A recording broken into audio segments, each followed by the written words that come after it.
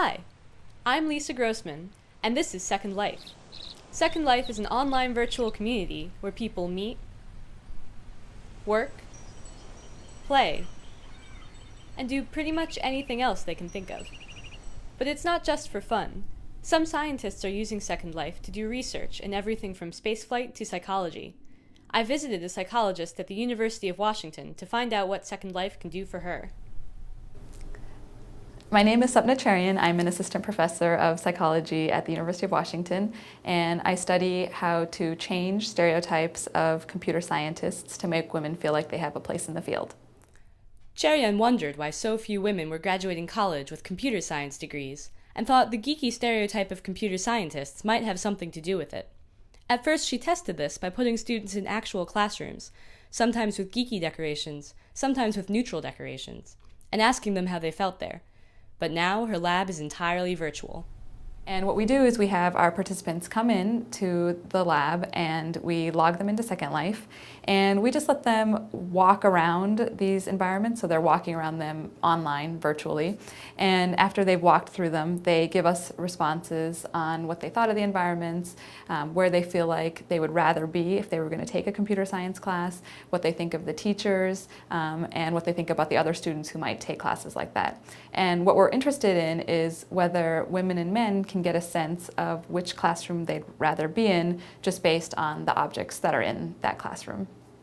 So what I can do is I can have us dive into Second Life so we can actually enter the world of Second Life and check out what these classrooms look like. Here we are in Second Life, and this is what the first classroom looks like, and what you can probably immediately tell is that it is our stereotypical classroom. It has some things that you would find in many classrooms, like a whiteboard, desks, chairs, and a teacher's desk, but it also has a lot of other objects, like a Spock head, Star Trek posters, computer equipment on the floor. So overall, you can get a sense that it's a room that would be associated with the computer science stereotype. The second room that our participants would see, the non-stereotypical room.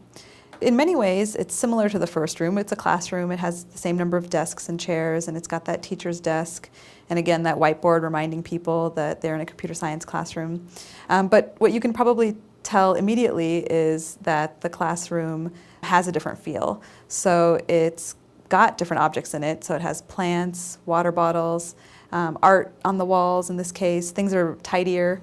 What this room does is it communicates a sense of not being associated with the computer science stereotype as it exists today. In general, women seem to prefer the non-stereotypical room over the stereotypical room. And for men, there seems to be no difference in which room they'd rather be in. And you might be asking, okay, well, what is it about the stereotypical room that makes women not want to be there? And what we've been finding is that the stereotypical objects communicate to women that they don't belong there, that they wouldn't fit in that environment because they're not similar to the people that they would find there, and that they don't have any relationship with these objects. They just don't feel like they fit or belong in that environment. One of the great things about these environments, and one of the reasons that we've moved to a Second Life environment, is because we have a lot of flexibility in terms of customizing these environments.